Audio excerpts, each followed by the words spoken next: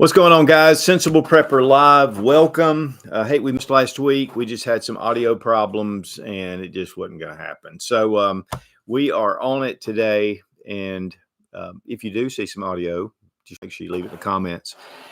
We are going to be talking today about something really toward organization.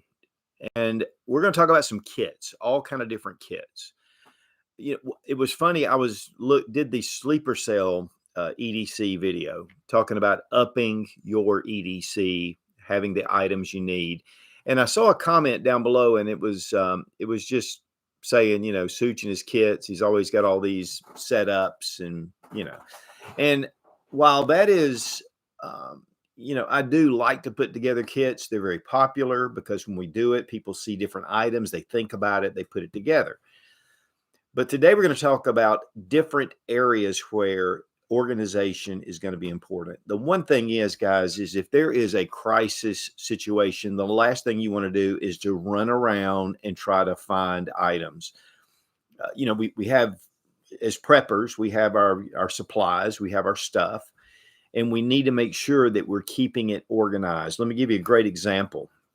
We were having a tornado that was coming through, and we have a safe room, and there are times where we have the supplies in there. Sometimes we don't. Sometimes it's in the garage. And so I just realized that we need to, especially when something is imminent, when something is happening, trying to think about all the things that you need to put together can be overwhelming. Now, let me stop here for a second. We have a couple of things. First off, if you have any questions, Sarah Mack's over on the computer. She will be taking those questions at any time. We'll take a couple of breaks. And so just be mindful of that. You guys always have some great questions, by the way. And then also a big thank you to Exotac. They make the best fire starters out of the market. And guys, one of the things you need, and we're going to talk about it today, is a fire kit. Fire boils your water, cooks your food. It gives you light. It gives you heat. It can keep predators at bay. It builds morale. Having fire is essential. It's primal. I mean, that's part of survival. It's one of the most important elements of survival. So check out Exotac. They give you a 20% off using Such20 with the link down below in the description. I know you guys are getting them because they're just great tools. And listen, even if you don't go with Exotac, because Exotac really makes some very high quality fire starters. You can go with a lot of other things, but just make sure that you have a good fire kit. And that's not just a Bic lighter or a book of matches. So, and we really do appreciate Exotac. Now, what we're going to do is we're going to kind of dive into some details on different sections. And this, guys, just puts you in a very organized state. Again, when we had Helene, when it hit and we lost power for a week, we had our power sources here and there. We had our solar panels, we had our generator, we had our solar generator. We had all these different things, but they weren't organized into one place. So really at the beginning, when everything went down, even though I have this blackout box, we have a box that we have stuff in it, especially for us, we're always pulling things out because of reviews or different things. And so one thing about it, when the storm was over, I said, and our power was restored, I said, I want everything in a certain place. And we have one of those big metal shelving. They're industrial. We have it out in our garage, and all of our items are right there, whether it's lanterns, whether it's the BioLight, which is incredible. It's a solar powered light source, and it takes very little to charge it, and it goes for a long time. That's one of the things that we're seeing now with technology, is that in the past, it's taken more power to produce results.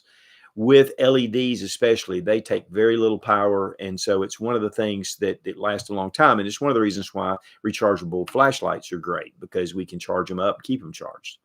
So getting yourself organized. The thing with the sleeper cell EDC video, and EDC is something obviously that we really should take seriously, and we do. Everybody carries their wallet, their phone. They carry a few items, their keys. But upping that to a knife and a flashlight, maybe a multi-tool, and then your concealed carry. You can't choose the time that something goes wrong. You just can't choose the time. Things happen at the most surprising times. When you think everything is great, that's when something can come loose. So it's really good to get in a habit of having an EDC that is capable of whatever you're going to face. Now, EDC is great. And again, you can go back and watch the sleeper cell video. I kind of dive into, this is what I've been doing, but here's where I'm upgrading, and this may be where I'm really upgrading. And that's not necessarily permanently, but it definitely is. When we have high stress areas, be ready to maybe change some things out. Now, with EDC, there is also off-body carry. Now, it's really funny. In fact, the guy mentioned this the other day. He said, I've been laughing at you with these fanny packs. I've never been a fan of fanny packs or waist packs or butt packs or whatever. And I have a number of different ones. But I knew one time, went to the beach, and I was down there, and I thought, I need my stuff. I need my firearm. I need more place to put my phone. Even a book. I can slip a book in there if I'm going to read while I'm down at the beach. And just a few items that I have, and maybe a bottle opener. But that is not a place that I can carry on my person, because maybe I'm going for a swim. We're going to walk down the beach. I'm in my bathing suit. I don't want to have my pistol tucked into my bathing suit, which would pull it down. So I want to have something that I can carry, that I have handy with me. And so this is one of the kits, is your off-body EDC kit. Do you have something that allows you to be able to carry? When we're at the pool, it's a great time. I'm out there having fun. I'm, cooking hamburgers or doing whatever. And I'm in my bathing suit. I may or may not have a shirt on. So I want to have something that I can just tuck away, and it's right there if I need it. Also, going to karate, going to the gym. There's a lot of places. I've not always been a big proponent of off-body carry until lifestyle just started taking over, and having that ability. And the first step is to get yourself a small fanny pack, and one that will fit whatever your concealed carry is really optimal. But and figuring all that out. And we've done a lot of reviews on butt packs, fanny packs, and especially during the summer. You may be wearing some light shorts. You need something with a little more stability, and you can wrap that around, or you can just put it over your shoulder and go that way. So, it does give you a lot of options. So EDC, that is first and foremost. You want to make sure you have your EDC, because we have personal SHTFs way more than we have a crisis on a national or a regional level. My son, one of my youngest son, his girlfriend, her brother had a wreck night before last, and I mean a massive wreck, to where when the police got there, they were surprised that he was even alive. And honestly, he was very blessed. But you never know when something can happen. And so having your EDC is your groundwork. It is your bare minimum. This gets me through. And guys, if you're carrying a flashlight, you'll find out that you use it a lot more than you thought you would, or a pocket knife or a knife. And it's just one of those things where it becomes part of your lifestyle. If I leave the house and I don't have my EDC, I've had times where I've just forgotten my flashlight, and I've been like, where's my flashlight? And so, having that and getting used to it. Okay, now, number 2 is your fire kit.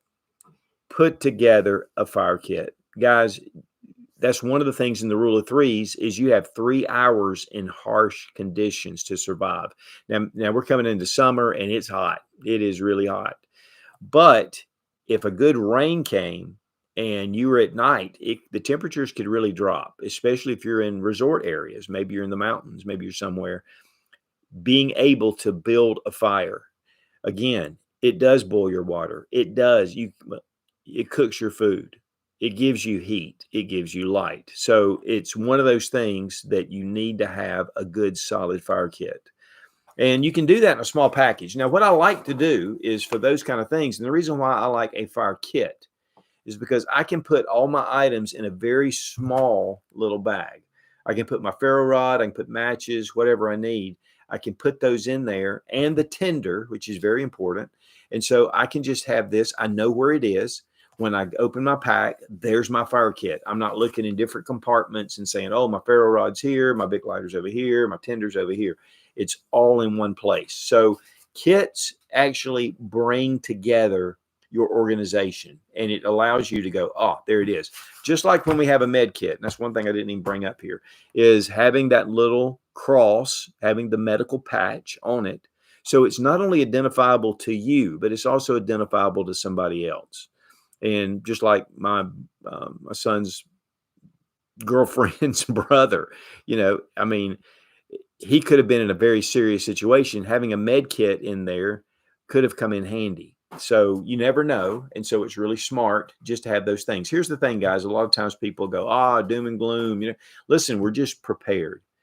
And it's one of the things, the Boy Scouts have said is just be prepared. And so really, we're just large Boy Scouts or or adult Boy Scouts. Hopefully we're adults. Okay, now fire kit, very important. Water. Now, water is one of those things that you can only live 3 days without water. And most water sources that you're going to go to can be contaminated. They can have cryptosporidium, giardia, things you can't even see. It can be the most beautiful, clearest stream ever, and it can have contaminants in there. So having water filters are very important, and having a kit for it. The one thing you want to have is maybe a filter straw, whether it's a Life straw or an Aquamira Frontier filter straw. That's what I personally like, the Aquamira Frontier filter straws. That's one of my personals because it's very small. So I can tuck that away. I've got my water purification tabs if I need that. And then I want to make sure that somewhere in there, I have something that I can boil water. Let's face it, guys, sometimes you may not have those filters. You may not have what you need, but if you have something with you, and you should have it in your car. A lot of these things you can have in your car, or you can have them in your house where you can get to them. But having that set up, and then if you really have to, you can boil the water. The thing is a lot of people just die from dehydration. And a lot of times they go out into the forest or they go into the wilderness and they're hiking, they're camping, and they're not prepared. They think it's just going to be a little time, and they get turned around, they get lost, they're gone for 2 days. And I've been seeing this quite a bit lately where people have been found or trapped. And so having a way to produce water is going to be drinkable, potable water. But having some kind of container, and we're not necessarily talking about something like this. We need a metal container. It needs to be single walled. Doesn't have to be huge. You're just going to have to boil it more often if it's a smaller pot. But that way you can at least boil your water if you don't have a filter system. And again, you do have the little tabs. They're very easy to carry around. So having your water kit can give you an extended life. Otherwise, you're going to be, without water. And the one thing about it is, guys, is your body starts to cramp up when you start getting super dehydrated, and you can just pass out. Make sure that you have your water taken care of, especially during the summertime, because we need more water to keep ourselves hydrated. Okay, number 3 or 4 actually is food, a food kit. Now this would go in your bag. It would go in your get home bag, your bug out bag, but and this is what I've done. I've got one of these dry sacks, and I put a couple of Mountain House meals in there, maybe a lifeboat bar, because you can eat that anytime and it doesn't make you thirsty. And so I put that in there. But I need a way to boil the water to use for the Mountain House. So, or you can use MREs, and they come with a little thing you can actually cook and heat up your MRE. It comes in the MRE. So MREs are a great choice. And plus it gives you a variety of things. But whatever you're doing, make sure that you have those items to where you can prepare them. And so that does require some kind of container. Again, you need a water container, but you can double that with something that you can cook with. And so having a way to be able to cook. The other day I cooked some Mountain House. I was doing it was the Trekker, the Kelty Trekker, and I cooked my food. I boiled the water in the little Kelty, and I was able to have water right there. It boiled really fast, but I had to have a container. So again, single walled, not double walled. That can actually explode because it builds up the pressure. So single walled container, make sure that it's something that's suitable, and that goes in your food kit. and utensils. There's nothing worse than me coming over here with a yogurt in the morning to have a yogurt and forget my spoon. So then I have to go and find my utensils that I keep. But you should have utensils, better than your hand, and especially with what can get on your hand. So cooking, a vital part. Okay, let's back it up to a storm kit. And that goes along with what I said in the introduction, is having your supplies together in one place, having your extension cords, having your battery backups. Of course, first thing you do is jump on and start charging your devices, making sure that you do have a fire extinguisher, because that can be something that's important, especially if you're using lanterns like the old kerosene or fuel lanterns, or you're using candles, because they can get knocked over. You want to make sure you have some kind of fire extinguisher handy in that kit. And so we have for our generator, anything we need for that, everything is right there. It's all together. In fact, the other day, my wife was like, where are the bio lights? Because there was a possible power outage. And I walked out, and sure enough, it was right there with the kit. And I pulled it out and I said, here we go. So having all that together, you're going to have to get it all out anyway, and that's a lot. But if you have it in one place, you're not having to search everywhere, especially if the lights go out. One thing I like to have is what I call a blackout box, and it has just essentials that I can use so I can get around and see whatever else I need if I do need to jump up the generator and things like that. Because let's face it, guys, sometimes the power just goes out. And so having something to kind of get you by for a few hours is fine. And hopefully it's in the middle of the night, so you just pass out and you sleep. Okay, storm kit. And that's pretty self-explanatory. You know what you need for your storm kit. And guys, here's the other thing. Sometimes we have like power outages, and we'll have a storm and we'll be out of power for a day or two. And then we forget. Take time to go ahead and say, you know what? When we have power outages, I want to be ready. And go ahead and get your kit together, have it in one place, and then you got it. One thing that and this is not really it is a kit. This is kind of a kit, but this is unusual. There's a book, Alas Babylon. It's written back in the 50s. It's one of my favorite books. And it goes into a nuclear exchange between the U.S. and Russia. And this one area is like untouched, but they're stuck. And so everything they do, they have to do it in this area.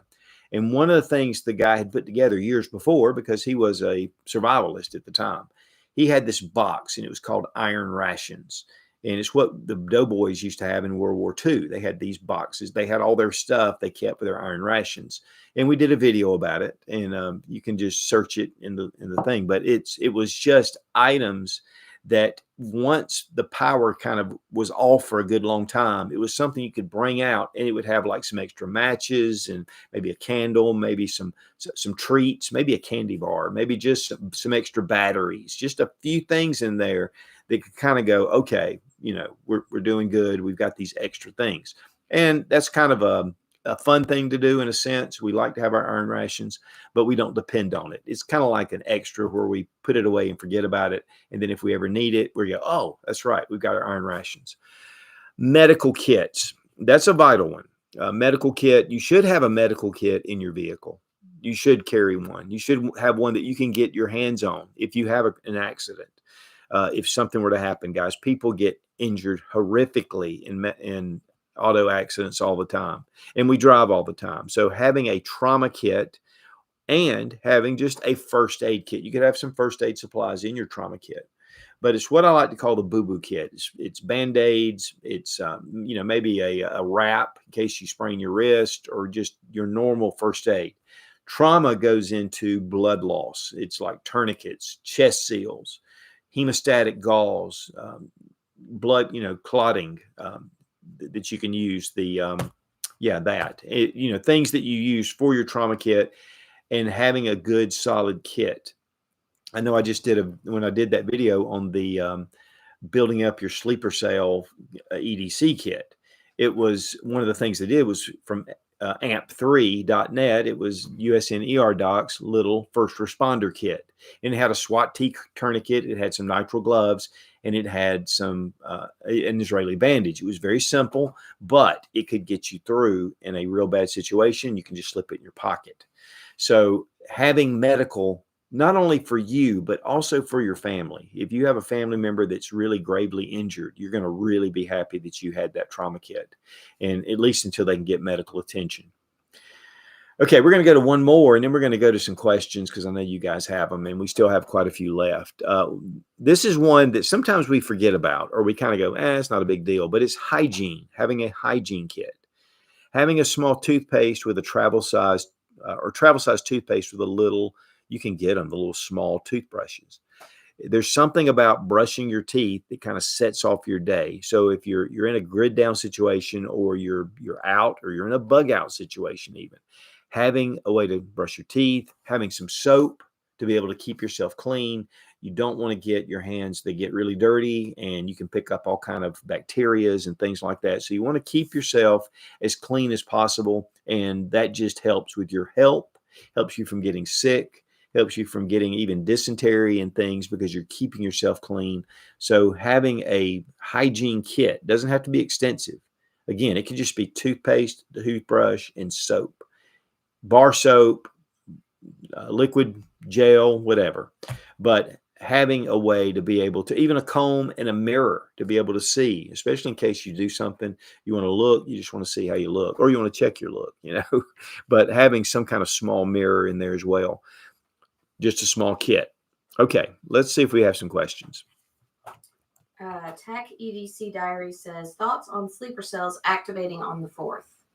That's good. It's possible. One thing that they just, and it's funny because somebody was railing me in the comments on the EDC sleeper cell video, and like, oh, they've been talking about sleeper cells for years, nothing's ever happened, blah blah blah. DHS, or ICE, actually just put out a memo that they are looking for 6,000 Iranian people that are in the country. 6,000. There were a lot more from all over the Middle East. And I say Middle East because the jihadists typically come from there. They came across the border undocumented. The ones they found, there was like 100,000. So there are people here. Now, are they going to act on it or not? We'll see. We don't know. But yes, there are threats that are out there. And so, and listen, guys, if nothing happens, then great.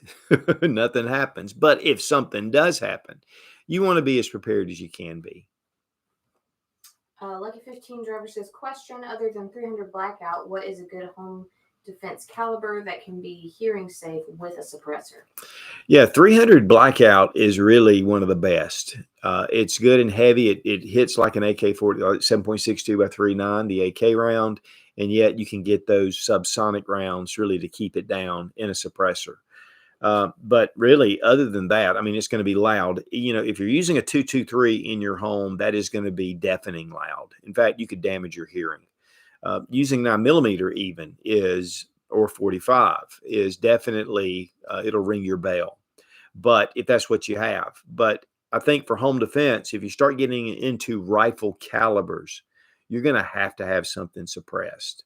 You could have a 9mm like little PDW with even with the suppressor on it, but even without, it's got just a little bit longer barrel, so it's going to give you a little better sound than it is even with a handgun.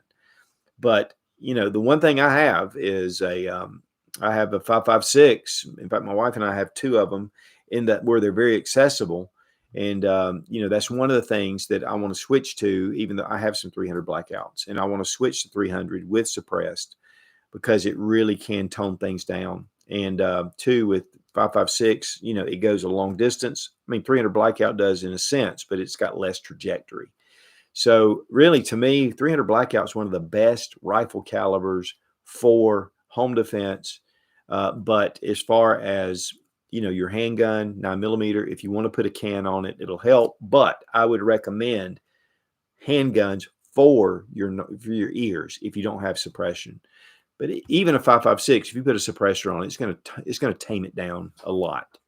So, but if I don't have any suppressors for that caliber, it could be really damaging to your ears. Philip Hall asks, question, what are you focusing your prep efforts on currently? Well, I try to balance. I try to keep a balance. And we've been working on water and we've been looking into some primitive ways. One of the things that I think is very important that we do is we have these prepackaged deals. And it's what I'm talking about right now. Oh, you got to fill your fire kit, you got to have your EDC. These are things you can buy. What happens when you're out of that? What happens when you can't buy? What happens when your water filters are going out? What do you do with your air? How do you keep your house cool in the summertime, warm in the wintertime? What about, your garden, doing your canning, doing things that with chickens and learning. One thing we're getting ready to do, we have a hill and it has all these dandelions on it. Dandelions are not only edible, they're good for you. There's a lot of properties that they have. And so we're planning some videos on getting more back to more of a primitive. The one thing is there's the pace method. There's the primary, which means like if I walk over to my light and just turn it on, that's primary. Then I have my secondary, or alternative. Alternative is I flip the light, it doesn't work. So I bring out my bio lights or whatever, and so I have light. And then you have contingency, and that's where we got to get the candles out, we got to get the lanterns out, we've got to get some stuff out that we're out of, we've been out of power, we can't get anything. And then you have emergency, and that's where you got to have a fire or whatever. So the closer you can get to the primary is the less you're close to the Stone Age. But if a long-term grid down situation were to happen, then the primitive is going to be vastly important to know those things. What about water? Yeah, I have my water filters. What about when that runs out? What am I going to do? So building a natural water filter, you still need to boil it, but going through the sand, the charcoal, the grass, having that gravity fed filter, and then, or rainwater, rain catchment, those kind of things, but still being able to boil it, having a way to boil it, having something that you can use. Maybe it's a fire pit, maybe it's, a campfire, whatever it is, a way to create fire. And again, you've got to have ways to create fire. Now you can go all the way down to flint and steel, but really this Exotac fire rod, the XL, this will take thousands and thousands and thousands of strikes.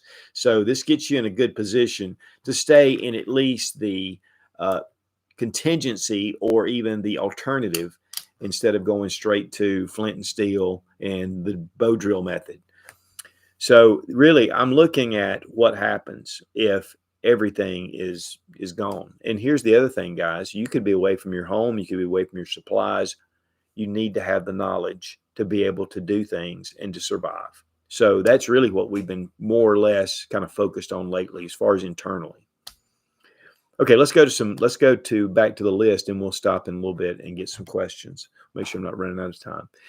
Okay, so we talked about hygiene. Next is what I like to call a hurt locker. Now, we're doing a whole video on this, but and we did talk about this in one of the lives, but having your self-defense gear set up, have it in a place, whether it's your magazines, your load-bearing equipment, whether it's a plate carrier, whether it's a battle belt, whether it's the old GI LBE, where you can just put some magazines in it.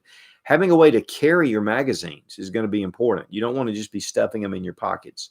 Having magazine carriers, and of course, there's a multitude of different ways.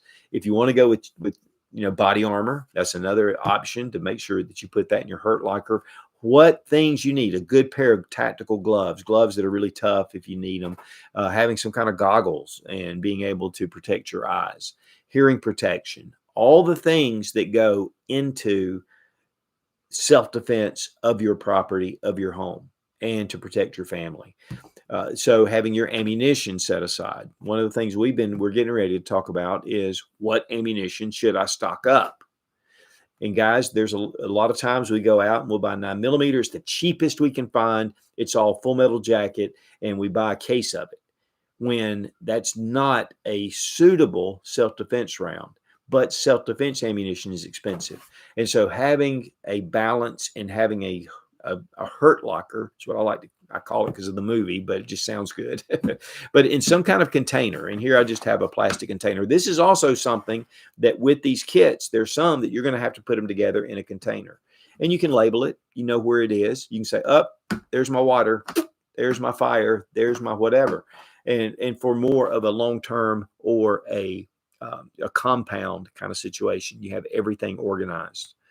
So the Hurt Locker, again, keeping cleaning equipment, keeping your cleaning items. You may have a whole setup at a bench where you do all your stuff, but if you need to grab something and go, or if you need to get into something and you don't have to search around for everything, having a place that all your items are put together, some kind of foot locker, Hurt Locker, whatever you want to call it, and having those items ready to go. You could even have your firearms in there, and you could divide it up into a couple of different setups. But organize, get organized. And that is the big thing, because it's just like firemen. Firemen have everything ready to go. When that alarm goes off, they have their boots, their whatever they're wearing. They can put their fire suits on. They can get their helmet, and they're ready to go. And they slide down the pole, and there they go out on the truck, and their truck has everything on it. That is a perfect example of being ready in a crisis situation. Law enforcement does the same thing. They are ready to go. They have everything on their belt. They go out, they do what they do. But if they need to get back to their car, they have some other items there, and they should know where they are, get right to them, because in a crisis, they may need it immediately. Repair kits. Now, there are like car repair kits. You know, we have tools that we keep in our vehicles. Of course, the one sad thing over the past 30 years is everything's become so computerized that it's hard to work on your vehicle. There are some things you can do, and having some tools comes in handy for sure. But having some kind of roadside emergency kit, and that could be flares. It could be an orange vest you want to put on. It could be some kind of mat in case you have to get under your car and it's raining and it's a mess and you got to change a tire. And so having your items set aside in your car is just a great place, and all the items together, and you know where they are. So repair kit. But then you may have a repair kit you need for home. And your toolbox should be that place. Just make sure you're not like me, and I'll take a hammer out, and then next thing I know, the hammer's over here, and it's not in my box. And so keeping items in your kit. One of the things that was very difficult for me to do was to have a get home bag and not to rob from it. I'd think, oh, you know what? I've got that multi-tool in my get home bag. So I'd go out there and I'd get it and I'd use it, and then I'd put it down somewhere. And then when I needed it, I didn't have it. So what I ended up doing is anything that's in my get home bag, and this is just the way I do it, anything that's in my get home bag, I have a duplicate of all that stuff where I can use it on a regular basis. And that way I'm not stealing from my bag. I'm not getting into my Hurt Locker and taking out magazines because I needed some extra magazines and I don't put them back. Ammunition, I borrow it from a Hurt Locker. Whatever your organization, your system is, keep it and leave it alone. And, you'll need to maintain it. You'll need to check it every once in a while.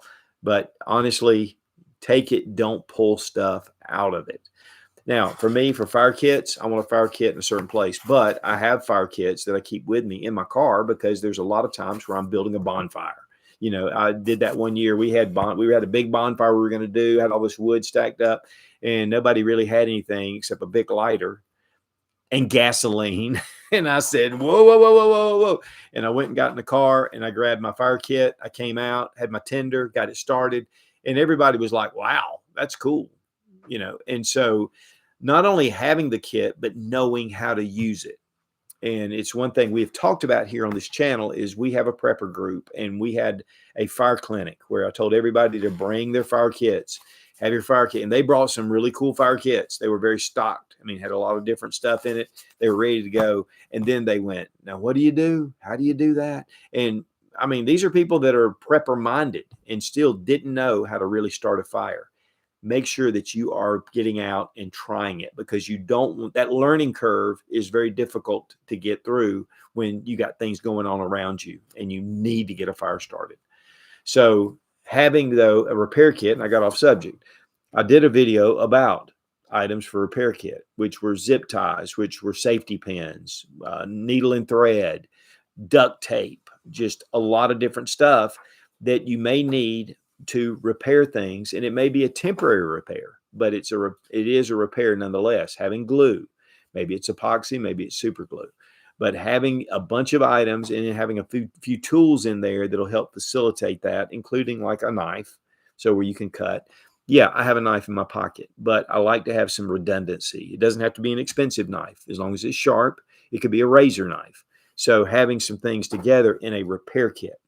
If I have a shirt and I'm walking through the woods and a limb catches it and rips it down or rips my pants, I'm going to need to fix that. And so I have the tools to be able to fix it. It'll take me a long time because I'm not good at sewing, but I'm going to do it and at least get it pinned up to where I can use it. Because the problem is, once a small little tear happens, it starts to expand.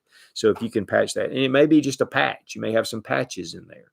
So there's a lot of different items for a repair kit that you can put together, and it really makes life a lot better, especially if you're going and you're doing things even in your car, because you don't have all your supplies.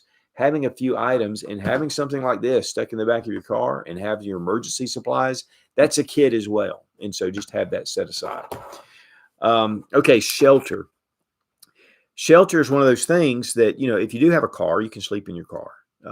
But having a blanket in your car, having even a tarp. What I like to do is I like to have maybe a hammock. I have a tarp. I may have a tent, but typically not. And then I want to have tent stakes. It's one of the things I'm big about. I have a lot of tent stakes because if I need them, now I can make them. I can cut them and make tent stakes out of wood, but I need paracord. So make it easier. I can just take my tent stakes, put them in the ground, take my paracord, hook it up to my tarp, set up an emergency shelter in just a matter of minutes. We did a video going through different tarp setups, and it's just very simple to do. But once you understand and get onto a flat surface, be able to know where you are. But having a shelter, and two, that includes emergency space blankets, or I like the SOL emergency space bivy, which makes a little small sleeping bag. It goes to a very small little compact size, but once you pull it out, you can get in it, and it's multiple use, and it keeps you warm, and you don't have to worry about hypothermia. And two, you may be on the ground. And then one thing about shelters, I like to have heavy meal trash bags. I may need to set it out. I may need to use it for shelter. I could use it to haul water. There's a bazillion uses for heavy meal trash bags, and it's the contractor's bags. I get them at Lowe's, Home Depot, and it's a big box, and they're like 40 in there, and they're just great. I mean, we use them in all of our packs because it's one of those things it's very small.